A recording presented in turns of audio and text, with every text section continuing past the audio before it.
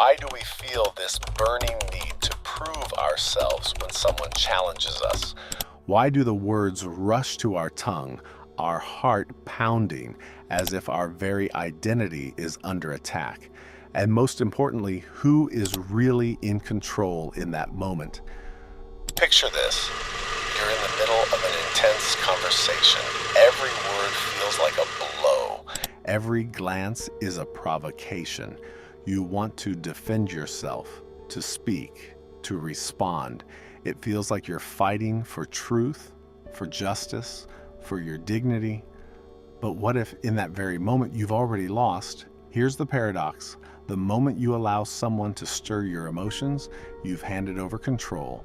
You've become reactive. And no matter how sharp your arguments are, how right you may be, the situation now owns you. We've been raised in a world where strength is often measured by who speaks last, who wins the debate, who doesn't back down. But real power doesn't live in volume or clever words. It lives in the stillness that cannot be shaken. In the choice to respond or remain silent. Ask yourself, why do people argue? Is it really to find the truth? Most of the time, not at all. We argue not to protect ideas, but to protect the image of ourselves. Every disagreement feels personal, like a threat to who we are. We wrap ourselves in opinions like armor and see opposing views as weapons. We fight to maintain our sense of control, our sense of self-worth. But the moment you feel the need to explain or defend, you've already become dependent on someone else's perception of you. True strength isn't the ability to fight back, and it's the ability to not need to. It's refusing to play a game that was designed to make you lose. Because once you react, you're no longer in charge. This is a truth understood by some of the greatest minds and leaders in history. Take Napoleon Bonaparte. At the height of his power, during a formal reception, a foreign diplomat tried to insult him publicly with a sarcastic remark. Napoleon didn't flinch. He looked at the man, gave a calm, quiet smile, and continued his conversation with someone else, as if the insult didn't even exist. Later, the same diplomat admitted, "It was his silence that crushed me more than any insult ever could." Silence in the hands of a master is more unsettling than confrontation. Or look at Abraham Lincoln. Once, during a public event, he was accused of cowardice. The crowd held its breath, expecting a fiery defense. Instead, Lincoln took a step forward, looked the accuser in the eye, and sat back down. Not a single word. Later he explained, "Some blows aren't worth blocking. Let them fall, they collapse under their own emptiness." What goes on in the mind of someone who chooses silence? It's not retreat, it's not fear, it's awareness. It's the art of watching, because every angry word is a crack in the armor.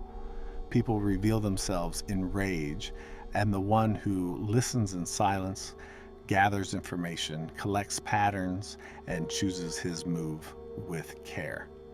Like a strategist before battle. Modern psychology backs this up. Studies show that in group dynamics, the most influential person is rarely the one who talks the most. It's the one who speaks less, but with weight. People instinctively trust those who remain composed under pressure. Silence, restraint, calmness, they all signal strength. And so silence becomes not the absence of response, but a calculated act, strategic inaction. You're not stepping back, and you're refusing to be pulled forward into someone else's drama. So the next time you feel the need to react, to speak, to defend, stop. Ask yourself, am I speaking because I truly choose to, or because I feel pushed to respond? Because if you're easily provoked, you're easily controlled. But if you can choose your reactions, you hold the power. This is the first secret of real strength, the power to not play the game, to remain centered when others try to shake you, to speak only when you decide to, not when you're triggered to. Silence is not weakness, it's strategy, it's control, it's the calm eye of the storm, and everyone around it can feel its weight. What if you could control the direction of a conversation without saying a single word? What if silence, used intentionally, could change someone's mind, their behavior, even the entire atmosphere of a room? We often picture power as something loud, commands, speeches, shouting crowds, but the deepest influence rarely looks like force. It arrives slowly, quietly, almost imperceptibly, not because it lacks strength, but because it doesn't trigger resistance. This chapter explores the art of invisible influence. When you don't argue, don't pressure, don't persuade openly, yet somehow you're the one shaping the result. And the core instrument of such influence is restraint. More precisely, the ability to not fill every silence with words. Think back to a moment of awkward pause in conversation. Silence, heavy, lingering. How often did you feel the need to break it? Silence makes people uneasy because it reveals things. In silence, a person is left alone with themselves, and that at times is far more terrifying than conflict. But the one who masters silence masters others. It forces people to open up, it makes them vulnerable, and in that moment of discomfort, you quietly take control. When Steve Jobs led meetings at Apple, he rarely interrupted. He didn't yell, he would simply sit and listen, but that simply was deceptive. He was absorbing. His silence created tension. People grew anxious, over-explained, made compromises just to break that unsettling quiet. And when he finally spoke, it was short. Sometimes just a sentence, sometimes only a question, but that was enough to shift the entire conversation because in the silence, he had already won. He had already changed the way others saw the issue. This is what real influence looks like.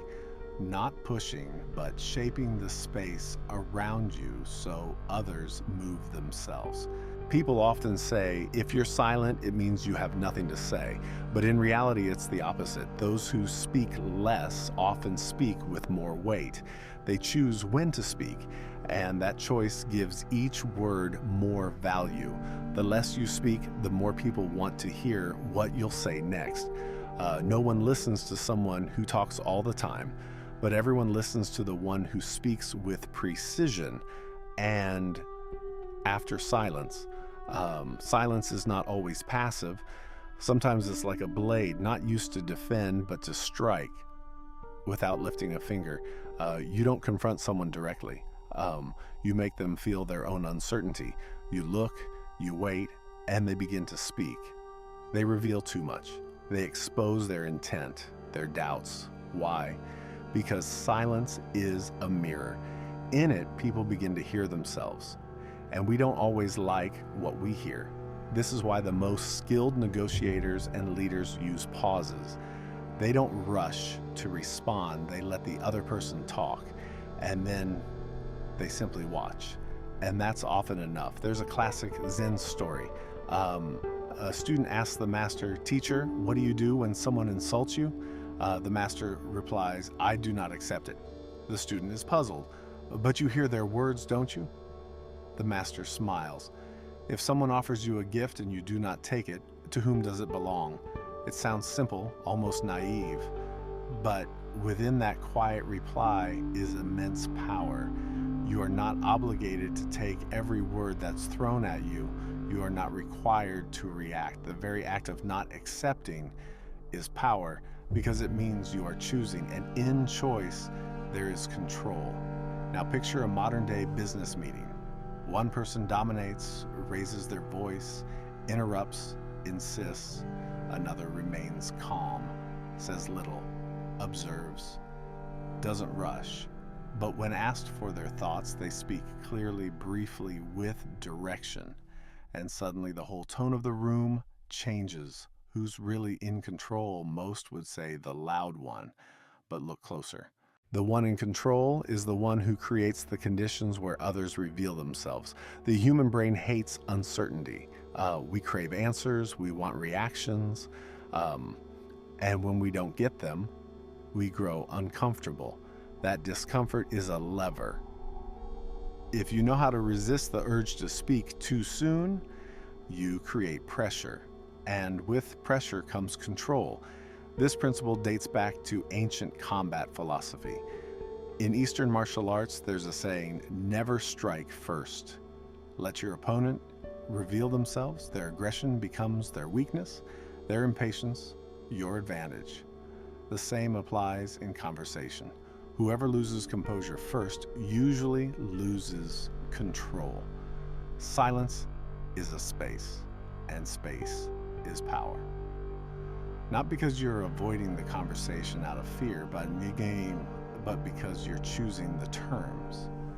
And that choice is what makes you powerful, because you're not reacting. You're the origin.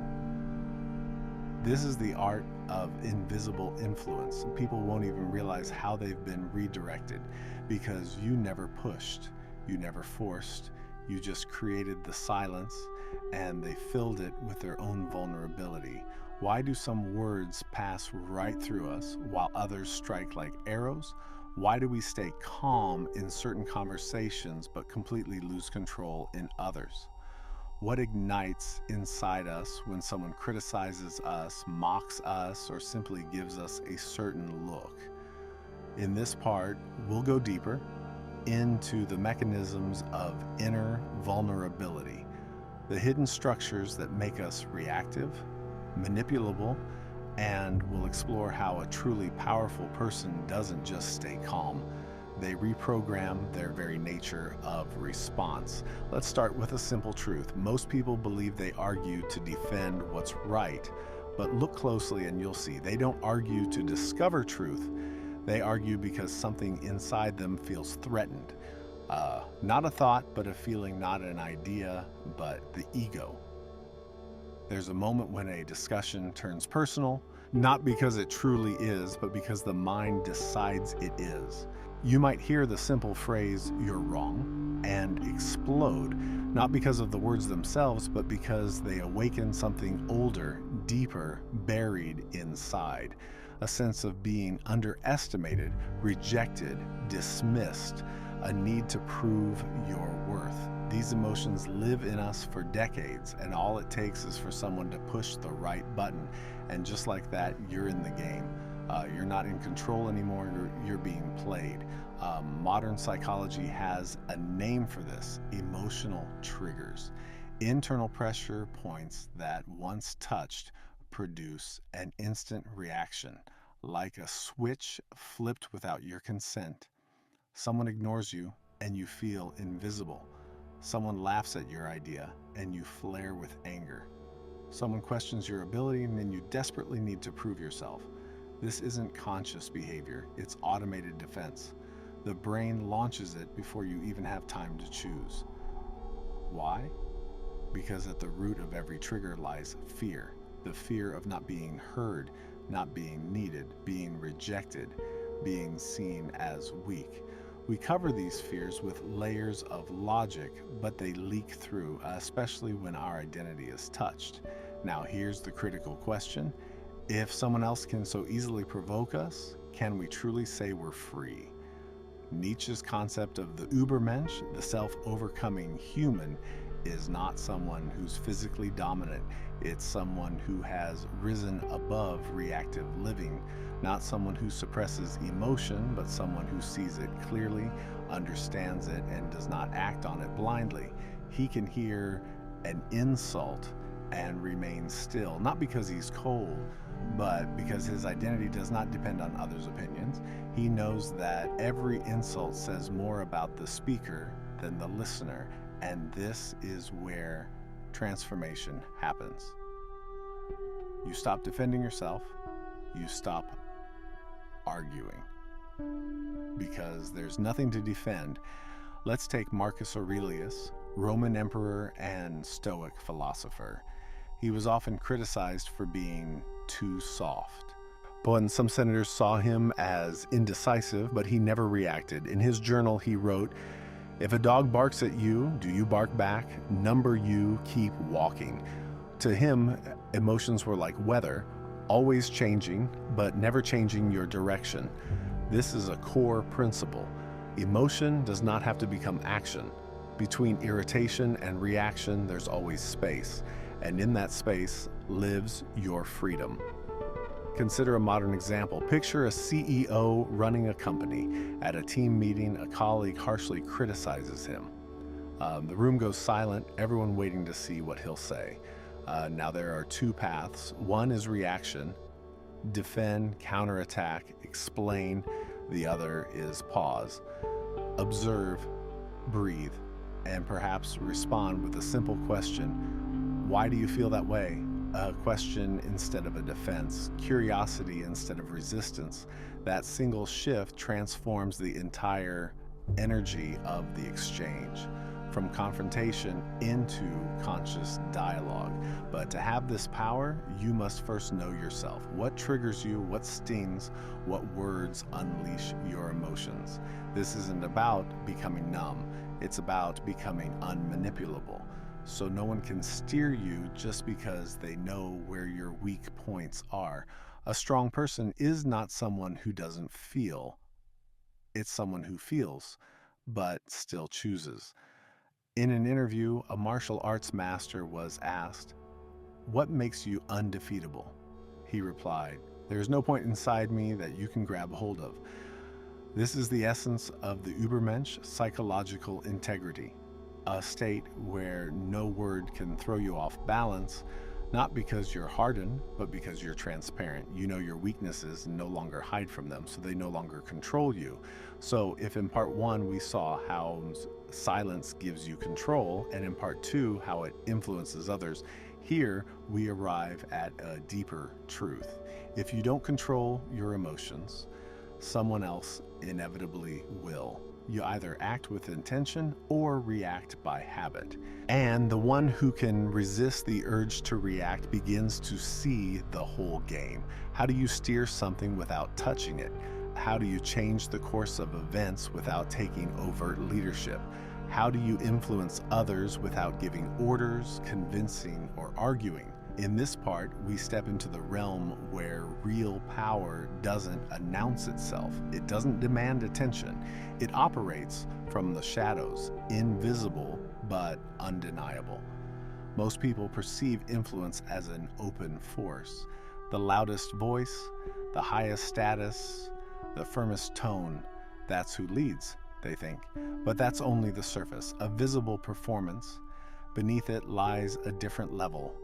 A level where things move not because you said something, but because you created an environment where people choose the direction you want as if it were their own idea.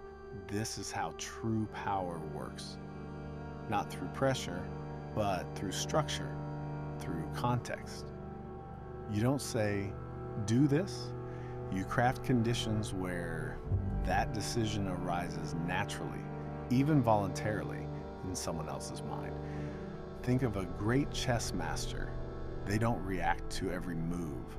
They don't explain why the opponent is wrong.